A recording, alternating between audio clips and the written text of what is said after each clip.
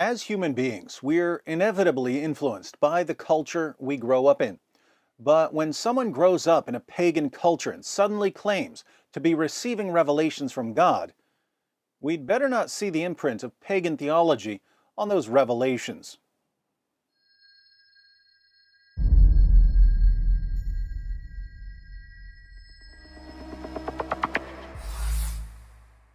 During the time of the judges and the kings of ancient Israel, the Jews often turned to pagan gods and pagan forms of worship.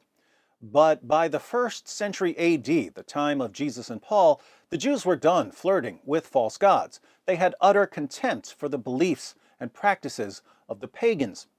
The Apostle Paul had a strict Jewish upbringing and would have therefore shared the general Jewish view of polytheism.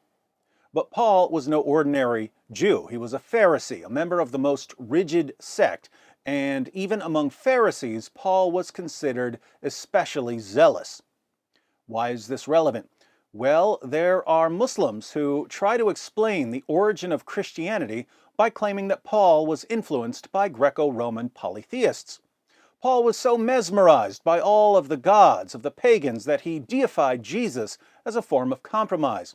And that might make sense to certain people, assuming they know absolutely nothing about the Apostle Paul, especially the fact that he would have rather died 100,000 horrible bloody deaths than compromise his worship of the one true God.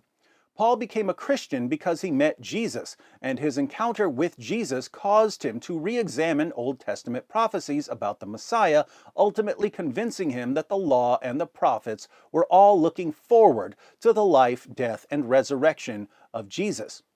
There's no room in Paul's reasoning for even a hint of pagan influence. But there was no shortage of pagan influence on Muhammad. For instance, one of the 5 pillars of Islam is the Hajj, the annual pilgrimage to Mecca, which is saturated with paganism and idolatry. Before Muhammad conquered Mecca, the pagans would take a pilgrimage to Mecca, where they would visit the Kaaba and walk around it 7 times. They walked 7 circles around the Kaaba to honor the 7 planetary deities which they believed circled the earth.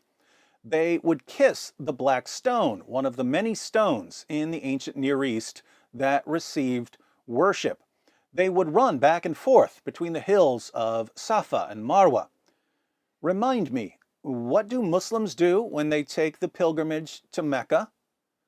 They visit the Kaaba and walk around it 7 times, just like the pagans did. They kiss the black stone, just like the pagans did. They run back and forth between the hills of Safa and Marwa, just like the pagans did.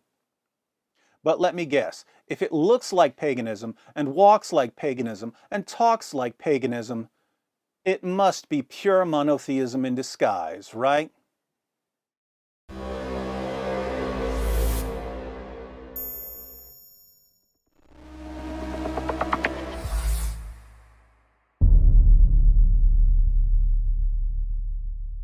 Hi everyone, thanks for watching. In case you stumbled upon this video while browsing or searching, I wanted to let you know that it's part of a series comparing Paul and Muhammad. So if you'd like to see the full series, be sure to click on the playlist. If you're already in the playlist, you're about to see that Muhammad's message flowed directly from his surroundings and his psychological state, while Paul's message required a radical transformation.